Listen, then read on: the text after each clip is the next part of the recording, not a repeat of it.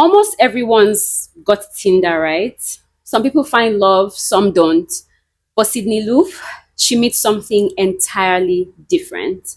Sydney is an adventurous, free spirited girl from Nebraska. After high school, she moves to Lincoln, gets a job as a shop clerk at Menards, and just lives her life. Now, Sydney's into women, but hey, it's Nebraska, not exactly the easiest place to meet someone who shares her interests. So, like any 24-year-old looking for a thrill, she hops on Tinder, hoping to find someone who might spark her fancy. But what Sydney finds is far from what she expects. And this is the story of Sydney Loofe.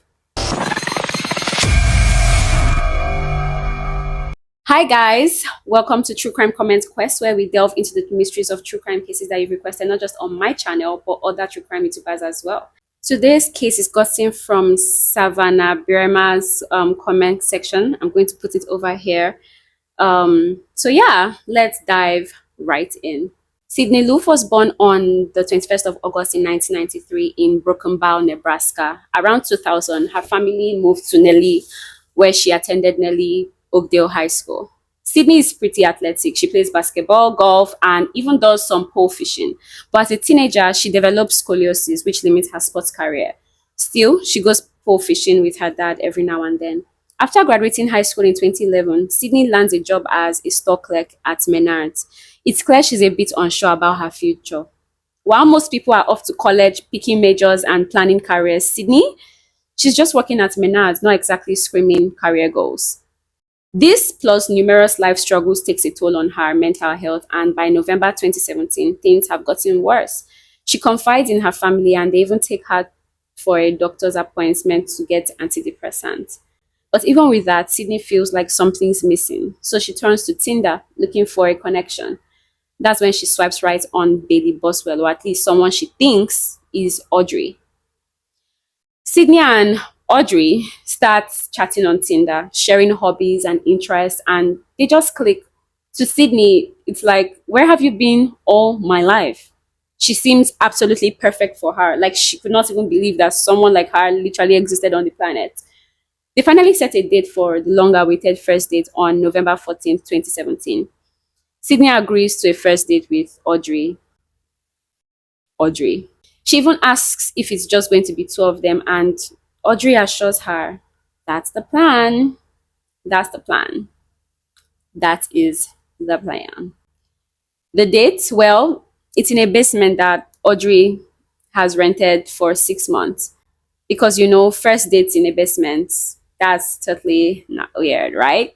But things must have gone well because they make plans for a second date the next day on the 15th of November.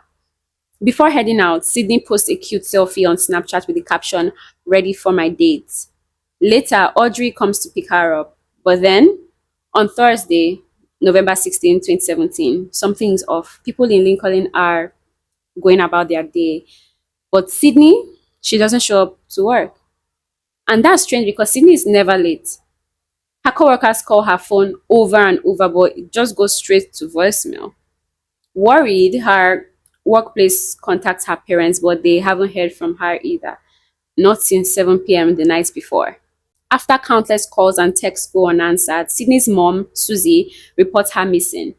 Lincoln police come by to do a welfare check at Sydney's home, but she's not there.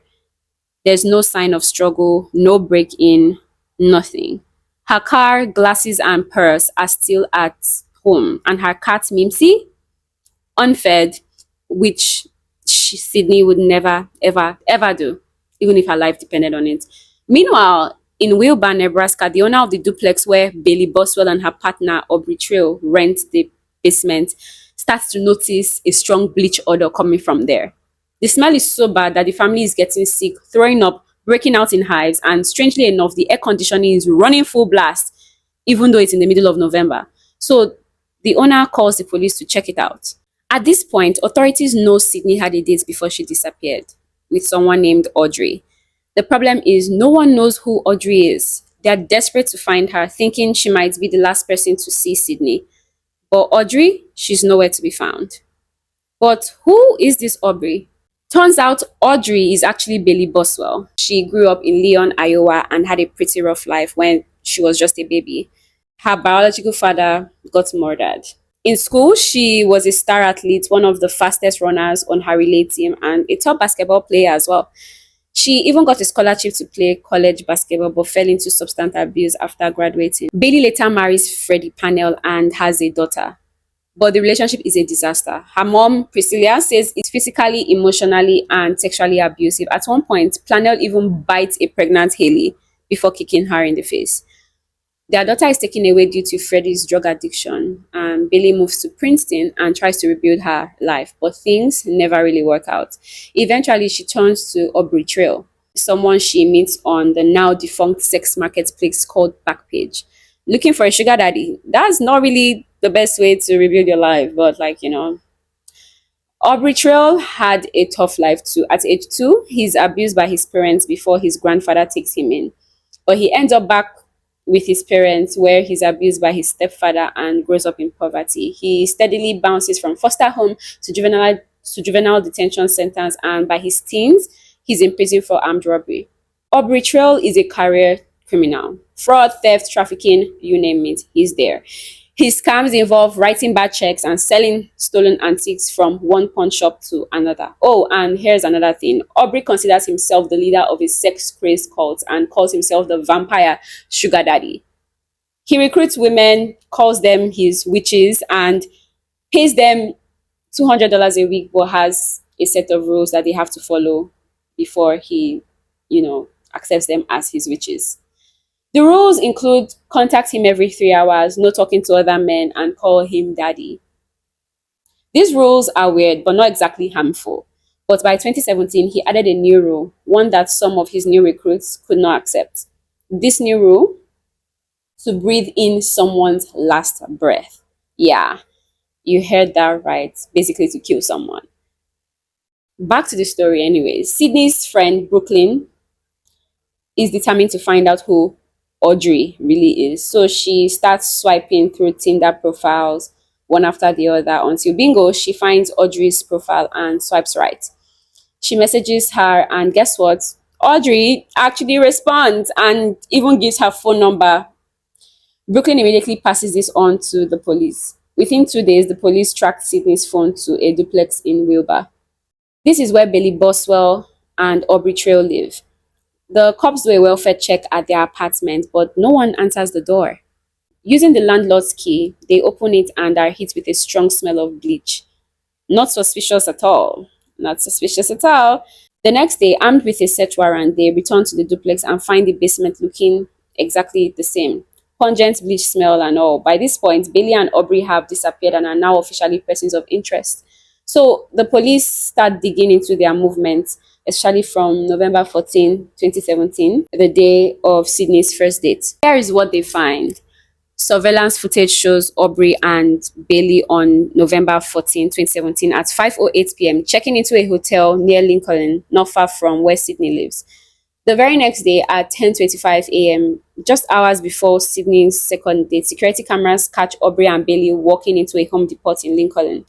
What do they buy? A 12-inch hacksaw, 2 gallons of bleach, 30 plastic trash bags, and a razor-sharp utility knife with replacement blades. Oh boy, it doesn't stop there. An hour after leaving the Home Depot, Aubrey then heads to Menards, where Sydney works, and actually crosses paths with her. He picks up even more bleach. As if that wasn't enough, at 12:41 p.m., they are later spotted at Agdaf Antique Hall buying a weed cutter, folding saw, and food grinders. Now, with all these purchases on camera, obviously, it's pretty clear Aubrey and Trail are up to something very, very shady. I mean, come on, a hacksaw. They aren't exactly doing home renovations. The public quickly condemns them as suspects, and the police are hunting them down. So what do Bailey and Aubrey do? They go live on Facebook. Yeah, really. Bailey just hops on Sydney's page and declares their innocence, claiming that they just drove around and smoked cannabis on their first date. And after the second date, she dropped Sydney off at a friend's house. You can even hear Aubrey in the background praying for Sydney to be found safely. I am going to talk for a minute, then Bailey here is going to tell you about her 2 dates with Sydney, and we'll go from there. The Lincoln Police Department apparently wants everyone to believe that we're hiding, that we haven't talked to them, that we're avoiding them. Actually, we've spoken to the Lincoln Police Department a couple of times. We also Then they make another video complaining about all the hateful comments people are leaving. Like, seriously? 2 days later, on November 30th, the authorities finally tracked them down. Now, here is where things get ridiculous. Clearly, Bailey and Audrey are not criminal masterminds. First off, Bailey's alias is Audrey, and her partner's name is Aubrey. Not obvious at all, right? How stupid. Then there's that overpowering bleach smell coming from someone else's basement. Because, yeah, that's not suspicious at all. And let's not forget, Bailey just gives her phone number to someone right after they have become prime suspects. How smart are you, girl? Thank you for being so stupid that you allowed the police to come straight to your door. Oh my God, it's almost unbelievable. Like, are the police not already out there looking for you two? And then, in a classic case of not knowing when to quit, Bailey and Audrey make not one, but two proclaiming videos claiming that they are innocent. At this point, it's like they are begging to get caught. On November 30th of 2017, they are arrested at a motel in Branson, Missouri. Though for not what you think. Nope. They get arrested for a different set of charges related to fraud. It turns out, apparently, that they owe over $400,000 for conducting fraudulent activities in Kansas. Fast forward to December 4th of 2017, 19 days after Sydney's disappearance. Search teams led by the FBI and local police discover severed remains of Sydney's body parts in a black trash bag along a gravel road north of Edgar, Nebraska. It's about an hour west of Wilber. Over the next day, officers find 13 parts of her body, but one part remains missing till today. The left upper arm is what they are still looking for till today. Sydney has cuts on her body made with a thin bladed, fine-toothed saw, exactly like the one Bailey and Aubrey bought. Investigators observed 16 crime scenes, each with pieces of Sydney's body parts or other incriminating items like sauna suits, rubber gloves, trash bags, pajamas, and bleached bed sheets. They scattered the evidence everywhere. For instance, her driver's license, Visa card, and phone case are found along Highway 41, while her car keys turn up on Highway 15. Both roads match Aubrey and Bailey's trail, so there was no way they were literally going to deny this. On December 11, 2017, the Loofe family holds a private funeral for Sydney at the Grace Lutheran Church, a place she frequented. Meanwhile, Bailey and Aubrey maintained their innocence for several weeks.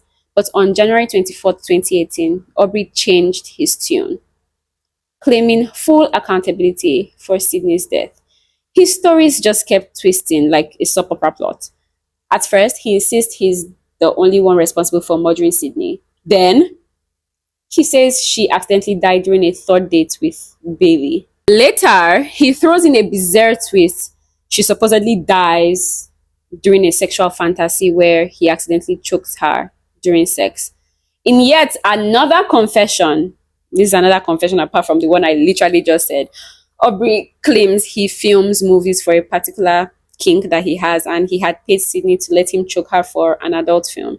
Again, where he accidentally kills her. He's basically just trying to tell us that he accidentally killed Sydney.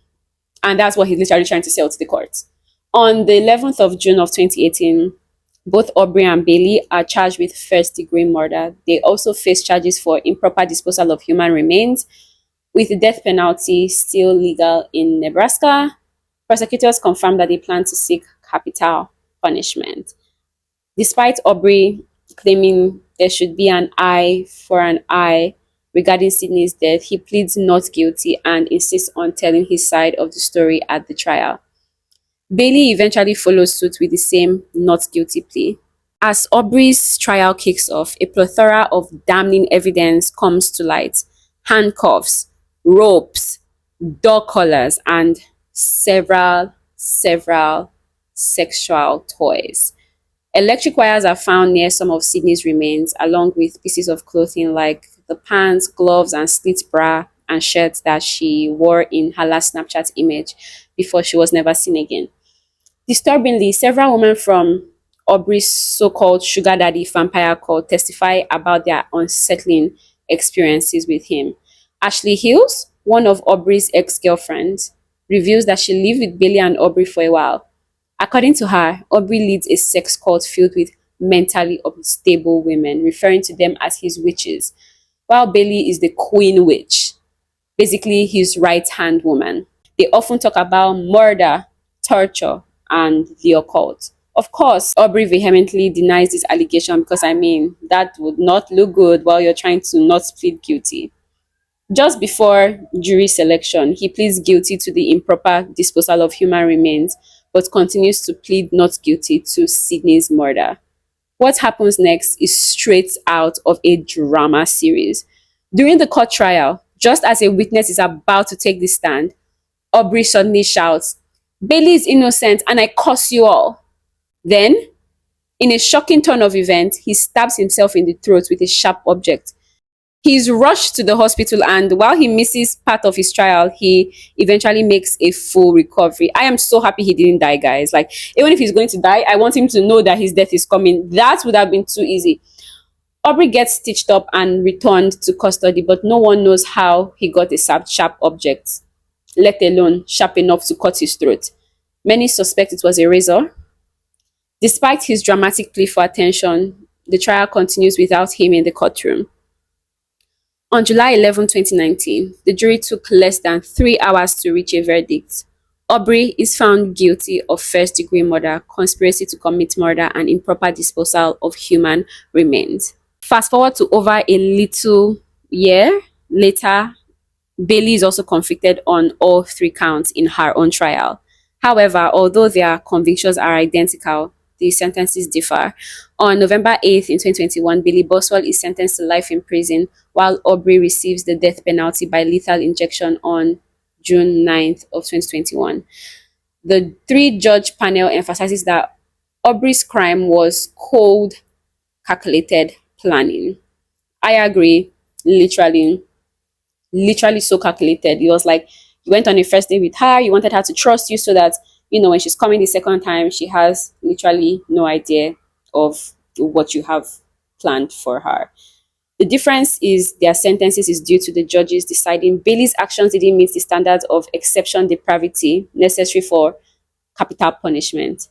Now, Bailey is serving her time at the Nebraska Correctional Center for Women in New York, while Aubrey waits on death row at the Tecumseh State Correctional Institution. I don't know why people that are always sentenced to death literally just never, like, for the past, like, does anybody know anyone that from 2000 till now has actually, like, done the death sentence or gotten the death sentence rather, and actually, like, it actually followed through? Like, they kill someone and the state or government just waits for them, and, like, they probably just die in prison, like, just never getting the death sentence. And it's so sad. In my country, Tinder, I actually downloaded Tinder at one time, and I found out that it was for hookup. Like, it's not for, like, the dating site that I thought it was.